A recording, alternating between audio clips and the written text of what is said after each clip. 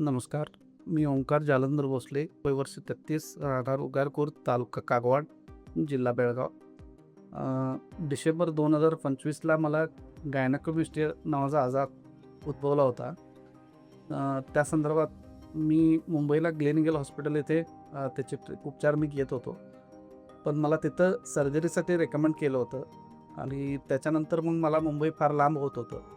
अशा पद्धतीने मी डॉक्टर संतोष प्रभू यांचे माझे चांगले संबंध गेल्या 10 वर्षापासून मी विंग्स हॉस्पिटलशी कनेक्टेड असल्यामुळं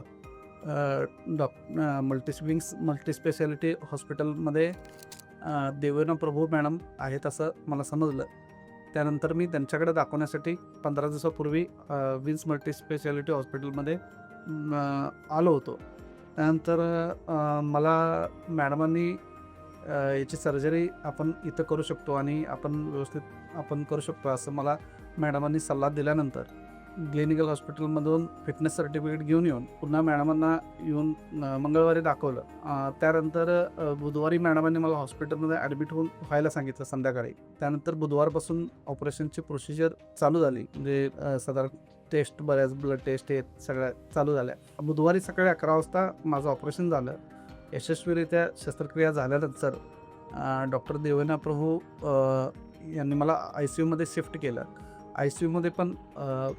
ICUमध्ये शिफ्ट केलं. त्यानंतर मला सांगण्यात आलं की टाके विरघळण्याचे घालण्यात आले आहेत. त्यामुळं हे काय जास्त उशीर झोपून राहावं लागणार नाही किंवा तुम्हाला तुमचं काम सोडून घरी रेस्ट वगैरे जास्त दिवस करायला लागणार नाही. लवकरात लवकर तुम्ही तुमचं काम डेली रुटीन तुम्ही चालू करू शकता असं सांगितल्यामुळं मी काल संध्याकाळी 4 वाजल्यापासूनच मला चालायला सुरुवात झाली. त्यानंतर मला पाणी देण्यात आलं, सूप देण्यात आलं. काल मला ICUमधून रात्री जनरल स्पेशल वॉर्डमध्ये मला शिफ्ट केलं. त्यानंतर आज सकाळी देवयानी मॅडम येऊन भेटून ऑपरेशनचं ड्रेसिंग करून त्यानंतर आपण याच्या पुढं काय केलं पाहिजे, ऑपरेशन नंतरची घेण्याची काळजी हे सगळं मॅडमांनी समजून सांगितलं.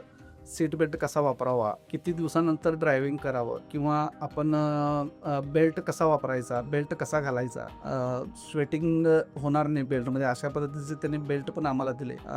त्यामुळं मी खूप आनंदी आहे ह्या हॉस्पिटलबद्दल आणि मी डॉक्टर देवयानी प्रभू आणि विंग्स मल्टीस्पेशालिटी हॉस्पिटलच्या सगळ्या स्टाफला मी धन्यवाद देतो, आभारी आहे.